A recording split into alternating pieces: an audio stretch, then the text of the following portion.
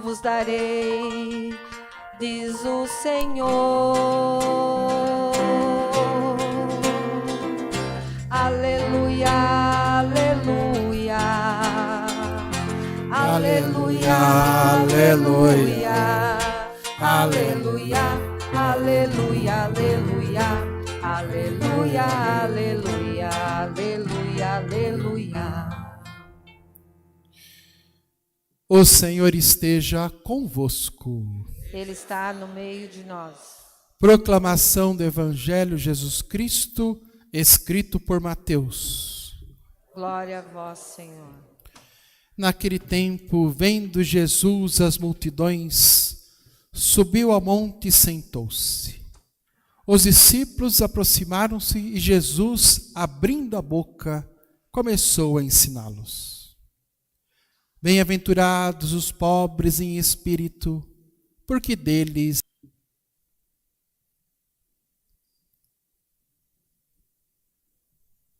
bem-aventurados os aflitos, porque serão consolados.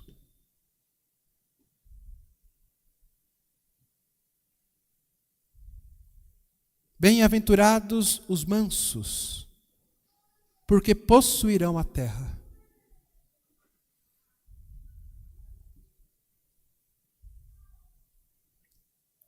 Bem-aventurados os que têm fome e sede de justiça, porque serão saciados.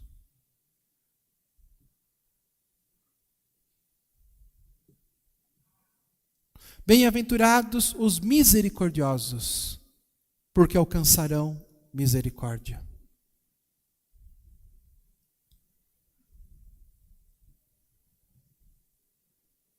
Bem-aventurados os puros de coração, porque verão a Deus.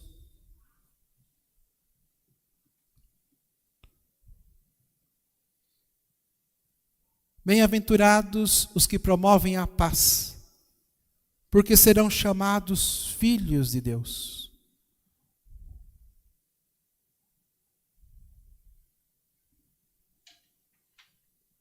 Bem-aventurados os que são perseguidos por causa da justiça, porque deles é o Rei dos céus. Bem-aventurados sois vós quando vos injuriarem e perseguirem, e mentindo disserem todo tipo de mal contra vós, por causa de mim. Alegrai-vos e exultai, porque será grande a vossa recompensa nos céus. Palavra da salvação. Glória a vós, Senhor. Isso, pega ali. Hoje nós celebramos então a festa de todos os santos. Que maravilha! Que maravilha podermos estar aqui e celebrarmos este acontecimento. O Papa Francisco nos fez um documento muito bonito. Gaudete et Exultate. A santidade hoje, sobre chamada a santidade no mundo atual. Muito lindo. Já li várias vezes. Já dei palestras 3 vezes, inclusive aqui na Cúria, sobre esse documento que chama a santidade. E era muito bonito, porque coloca a santidade nos dias de hoje. E nós vamos dar uma olhada nesse evangelho, essas palavras todas, e que possamos entender como que Deus nos chama a ser santos. A primeira leitura do livro Apocalipse é escrita por João. João é um discípulo de Jesus que escreveu o Evangelho, escreveu 3 cartas, escreveu o Apocalipse. É o mesmo autor. Podemos projetar lá a primeira leitura, por favor? Assim, conforme vou lendo aqui, vocês podem ir acompanhando o texto da primeira leitura. Isso, aí. Não, é a primeira, faz favor, é a segunda. Isto. Eu, João, vi um outro anjo que subia do lado onde nasce o sol. A primeira coisa que aparece, porque ele é totalmente simbólico. A palavra Apocalipse significa revelação. Revelar é tirar o véu, mostrar o que está por trás. Vamos tirar o véu daqui, vamos ver o que está aqui atrás? Ah, tem uma coisa de pedra aqui. Revelar é tirar o véu, mostrar o que está escondido. Então, Apocalipse significa revelar Deus que está escondido. É um livro de esperança. O tempo todo só fala de esperança, não fala de destruição. Então eu, João, vi um outro anjo que subia do lado onde nasce o sol. Significa depois da ressurreição. Por que depois da ressurreição? Porque nós estávamos perdidos no mundo. E Deus tem um plano de salvação, Deus vem nos salvar através do chamado mistério pascal. Mistério pascal significa a ação de Deus em 3 etapas: encarnação, morte e ressurreição. Na encarnação, Jesus se une a todos, de tal forma que todos nos tornamos um nele, nos diviniza. Com a encarnação, todos nós somos divinizados. Todos nós nos tornamos filhos e filhas de Deus. Mas aí surge a sujeira, o problema é que cada um tem que ser purificado, limpado. Então o segundo passo é a morte, a purificação, a redenção, que acontece na cruz, limpa a humanidade. E o terceiro passo é levar a humanidade de volta ao Pai através da ressurreição. Por isso que Jesus não é apenas alguém para seguir. É um bom homem, vamos seguir o que ele falou. Nunca. Nunca ninguém seguindo Jesus apenas vai para o céu. Impossível. Nós vamos para o céu não porque seguimos Jesus, mas vamos para o céu porque Ele se une a nós, porque Ele perdoa nossos pecados, porque Ele nos devolve ao céu. Por isso que a palavra diz, depois do sol, da ressurreição, de onde nasce o sol? Da ressurreição do Senhor, o anjo vem anunciar o amor de Deus. Ele trazia a marca do Deus vivo, é um enviado de Deus. E gritava em alta voz aos 4 anjos que tinham recebido o poder de danificar e destruir a terra e o mar, dizendo-lhe: não façais mal à terra, nem ao mar, nem às árvores, até que tenhamos marcados na fronte os santos, os servos do nosso Deus. Por que tudo vai ser destruído? Porque isso aqui foi criado para que nós pudéssemos voltar ao Pai. Quando o diabo peca, pensa bem, o céu não tem tempo e espaço, então no céu tudo é eterno. Essa é a definição filosófica. Por que o diabo se tornou diabo e não pode voltar atrás? Quando o diabo diz, não quero Deus, se tornou diabo para sempre eternamente. Não tem retorno, porque está na eternidade. Quando o ser humano, seduzido por diabo, cai na mesma tentação, imediatamente Deus cria um local com tempo e espaço, nosso universo, para que nós possamos ter um tempo para resolver as coisas. E na verdade, o universo é fruto do pecado original que nos trouxe para cá, e é fruto da ação de Deus que nos permite aqui sim termos um tempo para resolver as coisas, para nos arrependermos, para nos entregarmos na mão de Deus. Então isso aqui é uma coisa provisória. Deus criou isso para que nós possamos nos perdoar e aceitar o perdão de Deus e voltar para casa. É como a construção, como fizeram aqui também os andaimes. Quando construíram essa igreja, fizeram um murinho aí, provavelmente na altura daqui das janelas. Depois puseram uns paus, assim, geralmente eucaliptos, e puseram umas tábuas. E assim fizeram para construir. E construíram mais um pouquinho. Depois fizeram de novo mais andaimes para construir o resto. Assim foi feito. Os andaimes foram necessários. Sem os andaimes não teríamos essa igreja construída. Mas cadê-los? Onde estão?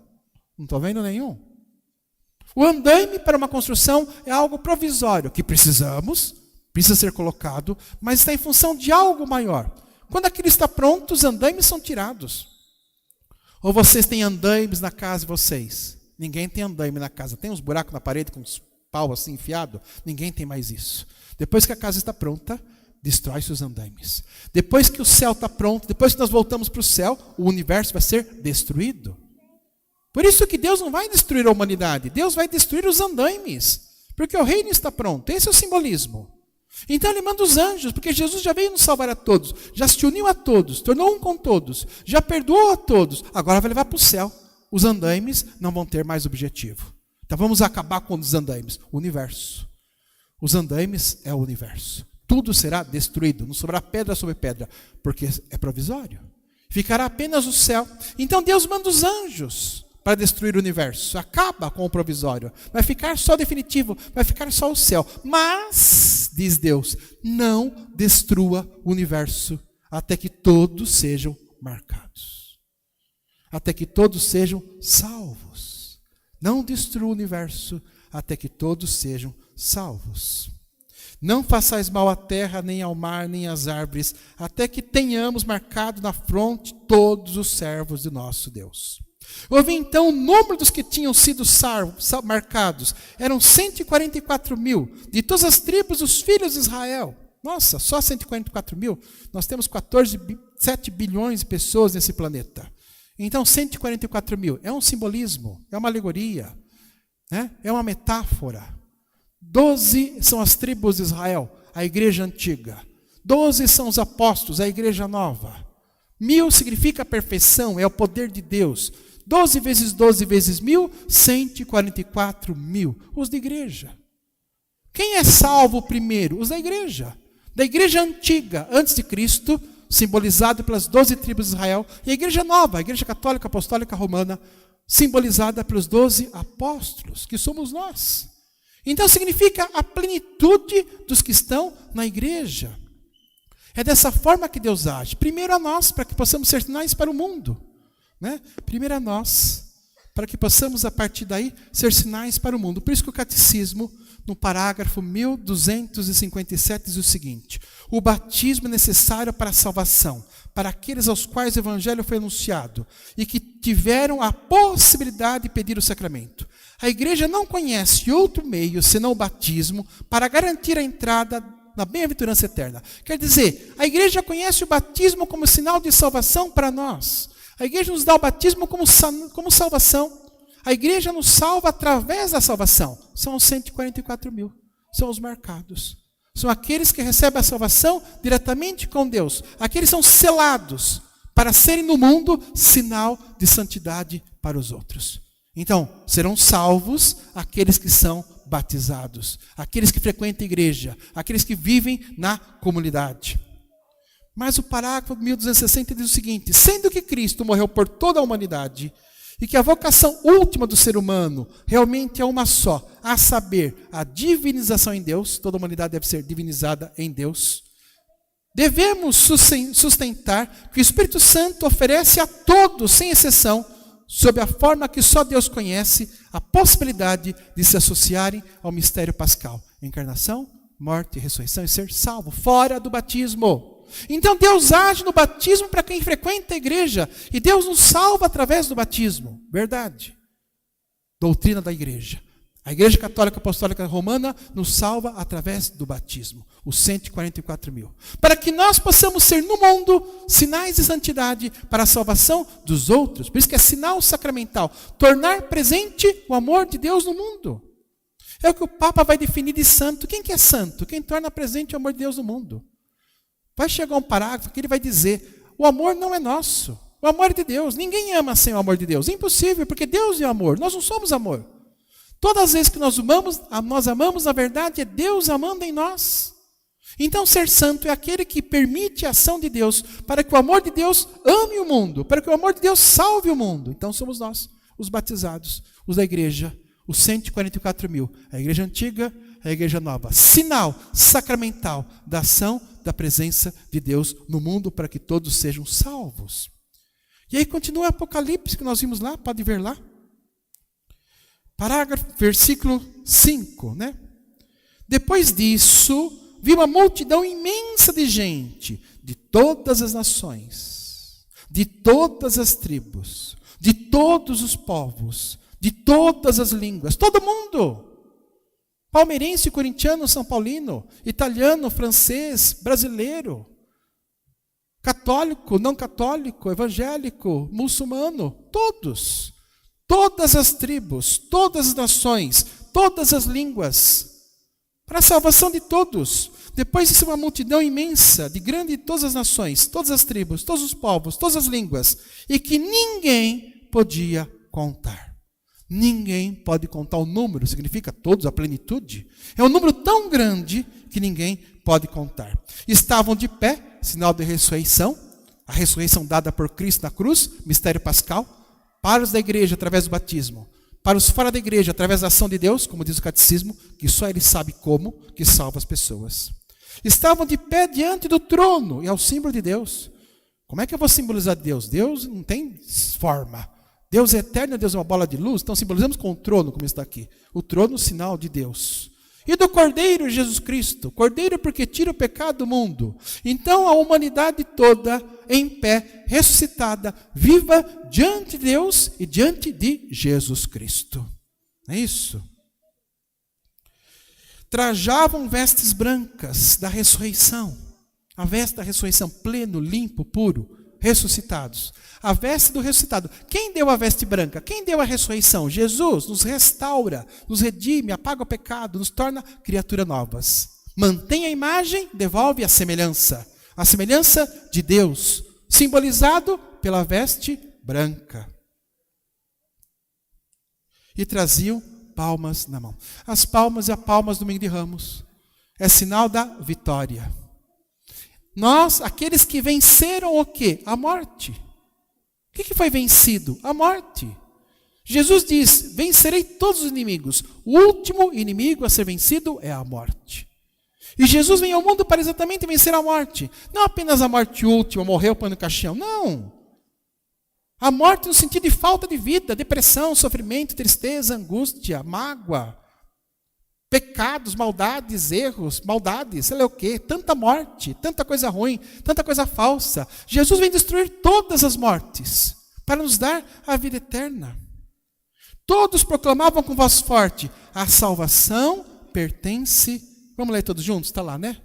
Olha, vamos lá. Olha, no versículo 10, lá na frente, a salvação. Faz favor, todos juntos, bem bonito.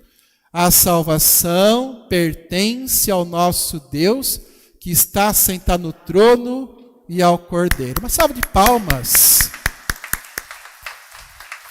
A salvação pertence a Deus e ao Cordeiro, porque é Deus que nos salva, é Deus que age, é Deus que faz. Não somos nós.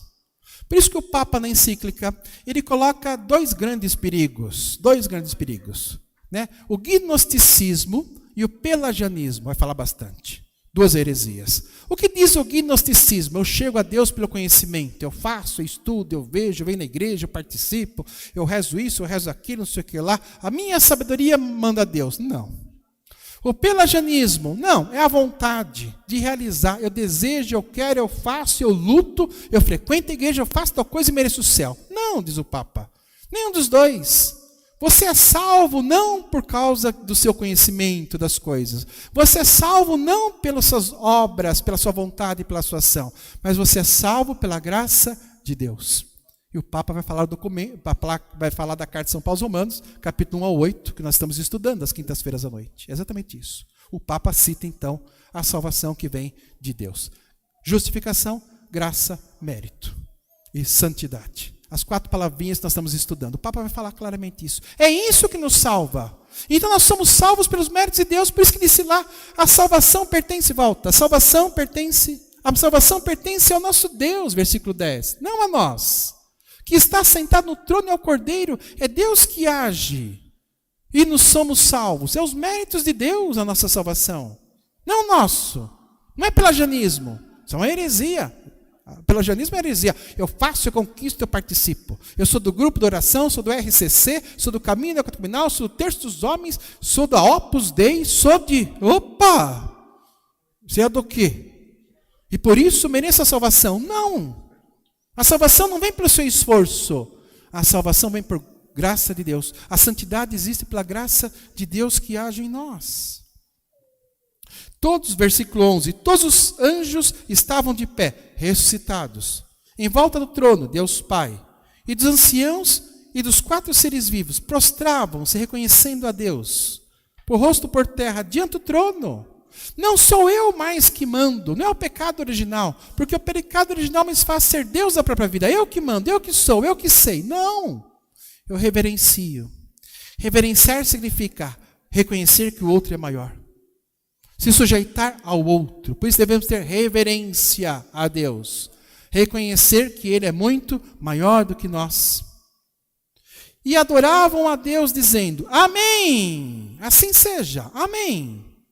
O louvor, a glória, a sabedoria, a ação de graças, a honra, o poder e a força pertencem a nosso Deus para sempre. Amém. Amém. Amém. Amém. Assim seja. Deus venceu. Por isso que a turma fala Apocalipse, ainda mais os filmes, né? Hollywood mostra Apocalipse sempre destruição. Não. A destruição é daquilo que é provisório. Deus não vai destruir o que é bom. O tempo todo, o livro todo Apocalipse, todinho fala da destruição do que é provisório, para ficar o que é real, que somos nós. Né? Então, amém, que assim seja, Deus fez. 13. E um dos anciãos falou comigo e perguntou, quem são esses vestidos com roupas brancas? De onde vieram? E eu respondi, sei lá eu, vou saber de onde vieram essa turma toda. São João responde, vou saber lá.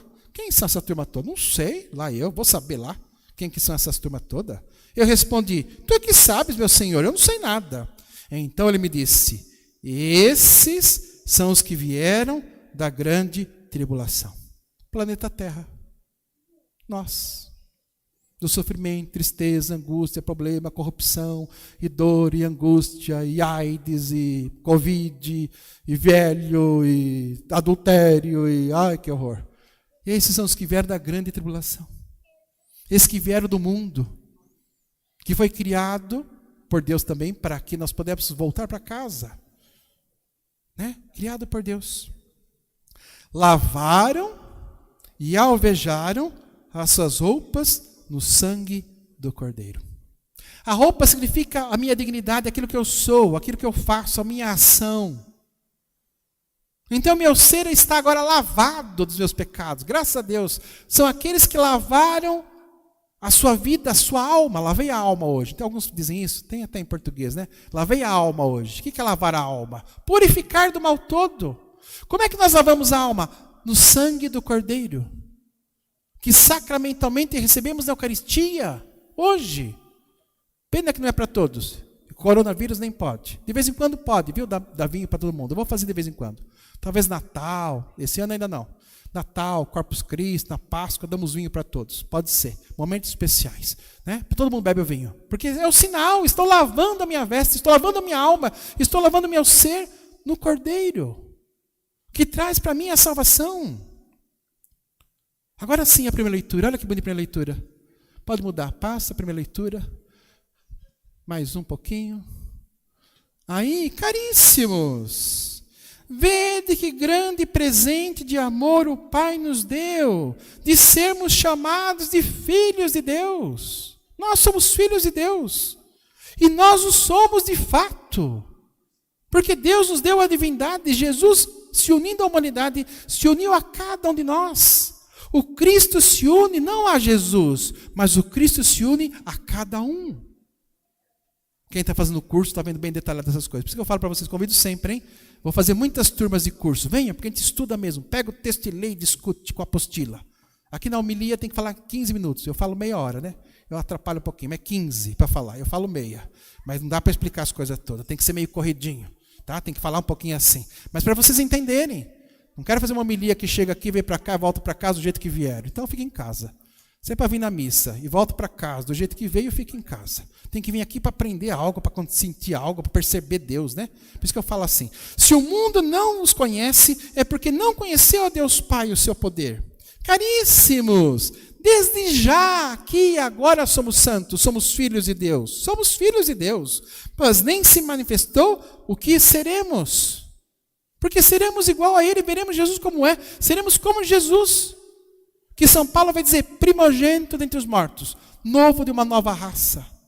Não vai ser mais apenas a raça humana, mas vai ser a raça humana divinizada em Jesus. Seremos irmãos dele, iguaizinhos a ele. Teremos o poder de Jesus, a força de Jesus vai agir em nós. Mas nem sequer se manifestou o que seremos. Sabemos, quando Jesus se manifestar, parousia, fim dos tempos, quando o mundo acabar, material, e voltarmos para o céu, seremos semelhantes a ele. Jesus restabelecerá a imagem e devolverá a semelhança. Seremos iguais a Deus. Olha que bonito. Irmãos gêmeos para entender aqui. Você quer entender? Irmãos gêmeos, clone de Jesus. São linguagens nossas, mas para entender um pouquinho o que a teologia diz. Seremos clones de Jesus. Clones, seremos iguais a Ele, porque estamos fundidos dele. Um com Ele. Porque o veremos tal como Ele é. Veremos como Deus é de fato. Visão beatífica. Todo que espera nele, purifica-se a si mesmo, como também ele é puro. Que coisa bonita. E o que eu tenho que fazer então, padre, para entrar nisso? O que eu tenho que fazer para ser salvo? O Evangelho, que eu termino agora com o Evangelho. Só a primeira frase, olha lá o Evangelho. Só a primeira bem-aventurança. Observe que são 8. Tem 9, mas a 9ª ele está terminando, explicando. É um resumo. Na verdade são 8. Por que são 8 bem-aventuranças? 8 simboliza o eterno. Sempre foi o eterno. 7 é o mundo. O mundo tem 7 dias. Tá bom? Então Deus criou o mundo em 7 dias. É o humano. O 8º é a ressurreição, é a vida nova. Por isso que as pias, essa aqui não está seguindo isso, mas as pias batismal devem ter 8 lados. Né? As pias batismais têm 8 lados. Significa a eternidade, o dia eterno, o dia que vai vir. A missa também, diz o documento da igreja, o catecismo. Nós celebramos a missa no 8º dia, um dia que não existe nesse mundo, existe no próximo. Significa salvação. Então são 8 bem-aventuranças. E elas começam a propósito, não no texto aqui, eu olho sempre em 7 Bíblias diferentes. 3 está a palavra certa, até comentário. Diz que Jesus abriu a boca, aqui não falou nada disso. Está faltando isso. Mas Jesus abre a boca, que simboliza o quê? A ação de Deus vai criar de novo. Deus abriu a boca, faça-se a luz, e a luz se fez. Deus abriu a boca, faça os luzeiros se fizeram. Deus abriu a boca e disse, faça. Então, abrir a boca é fazer, criar. Deus criou o universo todo, Deus criou todas as coisas. E Jesus vai recriar no amor. Então, as bem-aventuranças é a recriação de Deus. 8º, perfeição. Não vai criar em 7, vai criar em 8. Não será mais a primeira criação que pode se corromper, mas será uma criação nova, renovada, que jamais se corromperá, porque será divinizada. A primeira, o verbo está no presente, as outras estão no futuro. É só observar. Olha, a primeira. Bem-aventurados, versículo 3, os pobres em espírito, porque deles é o reino dos céus. A outra, serão consolados, possuirão a terra, serão saciados. Observa que está no futuro. Só a primeira está no presente. Então a primeira que importa. Bem-aventurados os pobres em espírito, os servos de Javé. Na Bíblia hebraica, Anauim. Anauim é aquele que permite a ação de Deus. Quer um exemplo concreto de Anauim? Está ali escondidinho aqui, ó. A Virgem Maria, está ali, naquele quadradinho. A Virgem Maria, ela é Anauim. Faça-se em mim de acordo com a vontade. Deus age, isso é santidade. Então, ser santo não é conhecer coisas, como diz o Papa, gnosticismo. Ser santo não é fazer coisas à minha vontade, pelagianismo. Ser santo é deixar Deus agir. Como Santo Antônio deixou. E Deus agiu nele, o amor de Deus agiu e salvou as pessoas, 2 pessoas. Sermos o pobre em espírito, feliz o pobre em espírito, porque deles já é o reino dos céus, porque Deus se manifesta. E o Papa diz que somos pobres em espírito quando permitimos a ação dele. Uma mãe de família que vai fazer comida, que não tem nem o que comer, dá um jeitinho e faz alguma coisa lá. E põe na mesma comida para os outros, de repente não tem mistura suficiente, ela diz, não estou com fome, não gosto disso, e é mentira, como a minha mãe fez muitas vezes. E era mentira, porque não tinha comida para todo mundo, era uma maneira de sustentar os outros. Minha mãe fez isso muitas e muitas vezes, não tinha o que comer. Está sendo santa, porque torna Deus presente no mundo. O Papa diz, nossos avós, o padre da comunidade, uma pessoa, um amigo, um irmão, toda vez que alguém permite a ação de Deus, é santo. Essa é a santidade que manifesta no mundo, deixar Deus agir, porque é o amor de Deus que age em nós. Quando você faz as coisas com amor, quando você permite Deus agir, está sendo santo, tornando Deus presente no mundo, trabalhando, ajudando, ensinando. Um pai de família levanta às 4 da manhã, pega um trem, vai para São Paulo, trabalha até às 6 da tarde, pega outro trem, chega às 8 da noite, janta e dorme porque não aguenta de canseira, está dando a vida para sua família para ganhar um salário de miséria talvez. E o que está fazendo? Sendo santo. Manifesta a sua santidade, tornando o amor presente no mundo. O amor de Deus presente na sua família. Assim o Papa dá milhares de exemplos. Leiam, viu? Tá bom? Gaudet et exultate.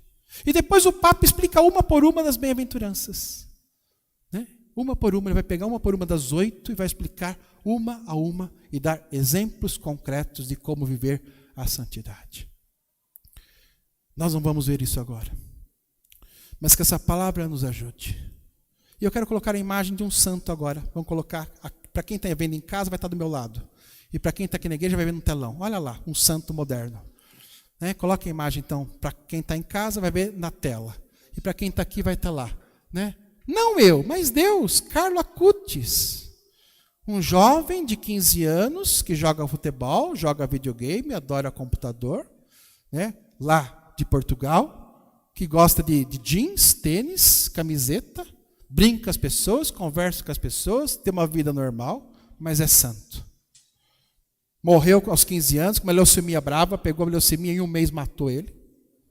Porque ser santo é tornar Deus presente, não importa a vida. Ser santo não é estar resolvido os problemas, não. mas que deixa Deus agir. Nesse moleque de 15 anos, que agora o corpo dele está colocado lá, exposto, aparece Deus. Não eu, é a frase dele, não sou eu, é Deus que age em mim, pura santidade. Então essa imagem para mostrar para nós que nós somos santos quando fazemos isso. Torna Deus presente no mundo, na internet, como ele fazia. No amor, na conversa, na brincadeira, na acolhida, não julgando, não condenando, não criticando, acolhendo, pronto. Normal. Um santo normal. Você pode ser assim, igualzinho. Tem que lavar louça? Lava. Não reclama. Tem que fazer comida? Faça.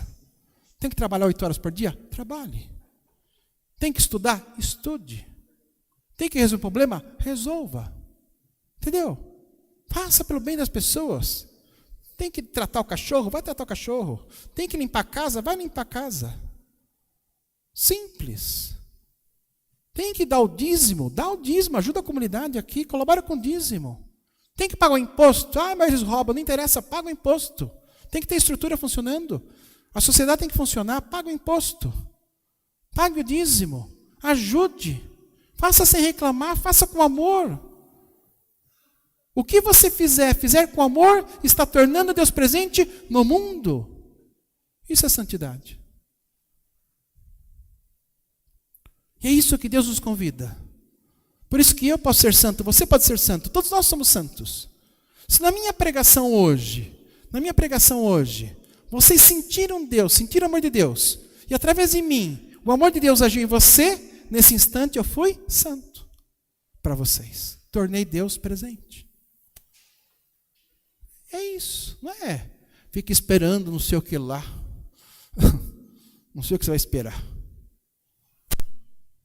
Então abra o coração hoje. Deixe Deus agir em você. Deixe Deus te salvar. Deixa que nós sejamos hoje sinal da presença de Deus no mundo. Sejamos sacramento, na verdade, porque o sacramento torna presente Deus no mundo. Que hoje, através de nós, Deus se torne presente.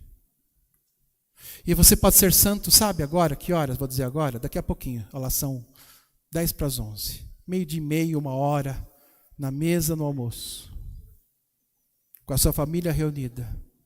Pode ter sinais de santidade ali. No amor, na acolhida, na entrega, no sorriso. Hoje, nós vamos cantar um trechinho daquela música Aqui Seja Um, Canção da Unidade. Porque é unida a Deus, tornando Deus presente, que nós somos santos no mundo. É muito simples. Não é grandes coisas.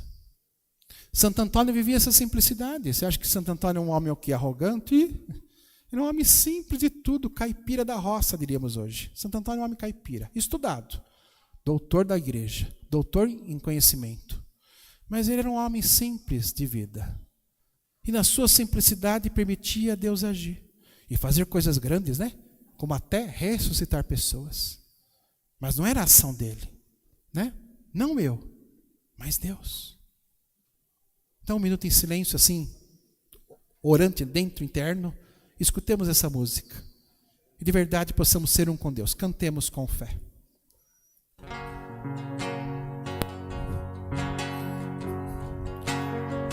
Que seja um que eu quero mais. Que seja é um que eu quero mais. O meu amor